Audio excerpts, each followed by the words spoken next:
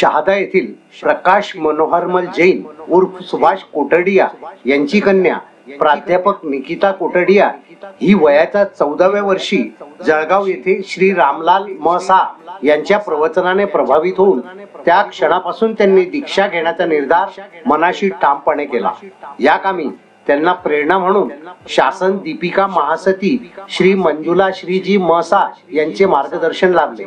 इंजिनिअरिंगच्या अभ्यासक्रमाबरोबरच त्यांनी श्री उत्तराध्ययन सूत्र, पुचीसून भक्तामर स्तोत्र, चिंतामणी पार्श्वनाथ स्तोत्र या धार्मिक गोष्टींचा अभ्यास केला।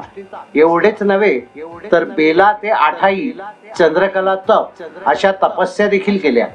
दीक्षा घेण्याच्या निर्णयापासून परावृत्त करण्यासाठी त्यांची आई वडील, नातेवाईक, आप्तेष्ट यांनी त्यांची बरीच समजूत घातली, कारण 5 भावंडांमध्ये एकच बहीण असल्यामुळे हा निर्णय न घेण्याचा व समजूत काढण्यामागील शुद्ध हेतू होता।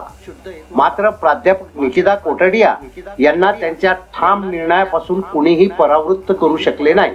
शेवटी आज 20 जानेवारी रोजी त्यांनी दीक्षा घेतली। आपल्या मुलीबद्दल बोलताना निकिता कोटडिया यांच्या वडिलांच्या चेहऱ्यावर आनंद तर होताच, त्यासोबत ते भावनावश देखील झाले होते। शहरभर निकिता कोटडिया यांचे मोठमोठे होल्डिंग्स लावण्यात आले होते।